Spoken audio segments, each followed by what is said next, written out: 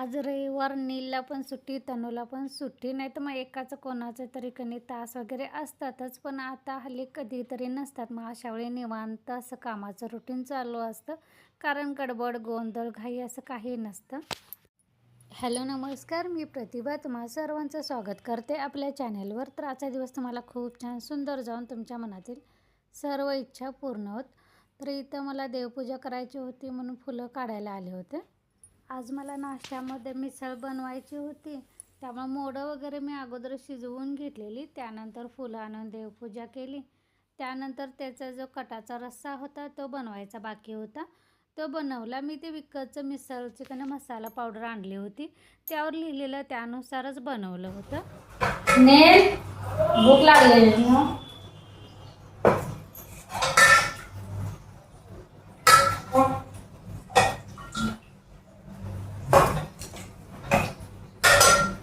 फरसाना भैया टाकू जा दोन्ही मिक्स करा.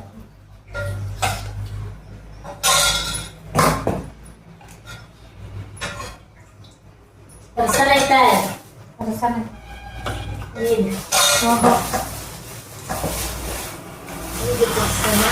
असं सगळं मिक्स करायचं. फरसानाचं आम्ही करतो जातो. हे विकतच्या पाकिटावर लिहिलेलं तसं केलेलं, पण चवीला एवढं भारी झालं होतं ना, म्हणजे असं जाणवलंच नाही. त्यांचा मसाला वेगळा आहे वगैरे. त्याने उसळ वेगळी बनवायला सांगितली होती आणि रस्सा वेगळा बनवायला सांगितला होता. फक्त मला तिखट मीठ हळद वगैरे ते घालायला, कांदा टोमॅटो वगैरे घालायला लागले, बाकी काही घालायला लागलं नाही. आणि आलं लसणाची पेस्ट. त्यात त्यांनी देताना ओलं खोबरं वगैरे घाला म्हणून सांगितलं होतं. फक्त मी ओलं खोबरं घातलं नाही, कारण ते चवीला परत गोडसर लागेल आणि मिसळ खाल्ल्यासारखी वाटणार नाही. ते तेवढं मी स्किप केलं होतं. आणि तसंही आज आम्ही मायलेकरं तिघंच होतो, कारण तनूचे बाबा शेताकडे गेले होते. शेताकडं काहीतरी पाईपलाईनचा रस्ता करायचा चालू आहे, त्यामुळे पाईप वगैरे बसवायचं होतं, त्यामुळे ते गेले होते. त्यामुळे जेवण पण आम्ही तिघंच होतो. त्यामुळे म्हटलं आज मिसळ करायची नाश्त्यासाठी, त्यानंतर भात आमटी बनवायची. मिसळ केली की कसं पोरं पोटभर खातात. तर इथं दूध गरम करायला ठेवायचं होतं, ते आता आणून घेतलं होतं तनूकडून. कारण रात्री माझी मामी बहीण एक्सपायर झाली, त्यामुळे आम्ही तिकडे गेलो, यायला वेळ झाला. त्यामुळे दूध वगैरे डेअरीतून पोरांनी पण काय आणलं नव्हतं. मग ते पॅकिंग सकाळी आणलं लागणार म्हणून हे पॅकिंगमधलं आणलं. ते गरम करत ठेवलं बारीक गॅसवर. त्यानंतर इथं म्हटलं पहिल्यांदा सकाळ सकाळी ज्वारी आणि गहू मला उन्हात ठेवायचं होतं. म्हणजे हे आणलेलं आहे हे मला एकदा वाळवून ह्याच्यावर धान्याची पावडर लावून ठेवायची होती. म्हणजे थोडंसं त्यामध्ये आणतानाच असं टोके दिसत आहे, त्यामुळे म्हटलं ते जास्त वाढायला नको. आणि ते रोज काय व्हायचं, कामं आवरायला सकाळची वेळ व्हायची आणि दुपारनंतर ऊन पण येत नाही, त्यामुळे आणि वर पोती न्यायला लागायची, कारण दारात पण काय ऊन येत नाही माझ्या इथं. म्हणजे कटड्यापर्यंतच येते, जितकं लागेल ना तेवढं. एकदा उन्हानं तापलं चांगलं की राहतं पण टिकतं पण चांगलं. त्यामुळे पोरांच्याकडून गव्हाचं आणि ज्वारीचं पोतं वर ठेवलं आणि तळटीवर इथं सगळं पसरून ठेवलं, म्हणजे दिवसभर वाळेल. आणि मग संध्याकाळी मी धान्याची पावडर लावून परत पोत्यामध्ये होतं तसं भरून वरच ठेवेन. म्हणजे इथून आत गेल्यानंतर छोटा असा कप्पा आहे, म्हणजे रूम असल्यासारखी अशी जागा. तर आता पावसाळा नाही आहे, त्यामुळे उन्हाळ्यात तिथं जरी पोती ठेवली आणि ज्यावेळी लागेल त्यावेळी तिथून काढून आणून खाली दळप केलं तरी चालते, असं ठरवलं. म्हणून मी सगळं वर आणून आता वाळत घालते.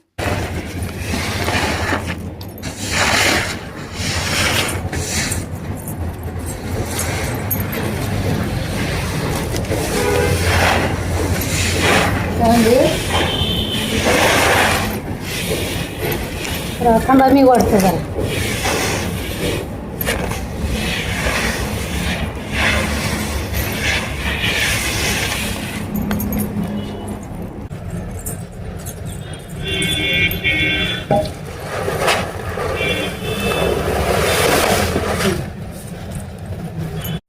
प्लॅस्टिकच्या पोत्यांची ना तळट्या अशा मी 2 शिवून घेतल्या होत्या, असं कधीतरी उन्हात वगैरे घालायला बरं पडतं. ही मोठी एक शिवली होती आणि एक अशी बऱ्यापैकी 5-6 पोत्यांची फक्त तेवढीच असं शिवली होती, त्यामुळे हे दोन्ही मला उपयोगात आल्या. त्यानंतर झाडू वगैरे मी सकाळी मारला होता. फरशा 4-5 दिवस पुसायला काय मला वेळच मिळाला नव्हता. एक झालं की दुसरं झालं की तिसरं, असं सारखं मला बाहेर जायला लागायचं. त्यामुळे घरातलं आवरायचं आणि पटापटा बाहेर जायची. त्यामुळे फरशा का पुसायला झाल्या नव्हत्या, म्हणून म्हटलं आज फरशा वगैरे सगळ्या पुसून घ्यायच्या. तर पाण्यामध्ये मीठ आणि मी थोडंसं फिनेल हे टाकतेच, म्हणजे फिनेल जरी संपलं तर मीठ हे माझं असतंच. तुम्ही ताईनं कोणी मीठ का असं टाकत जा. मिठानं काय होते, घरामध्ये जर निगेटिव्हिटी असेल तर ते निघून जाते असे म्हणतात, आणि मीठ काय आपल्या सर्रास घरात असतातच.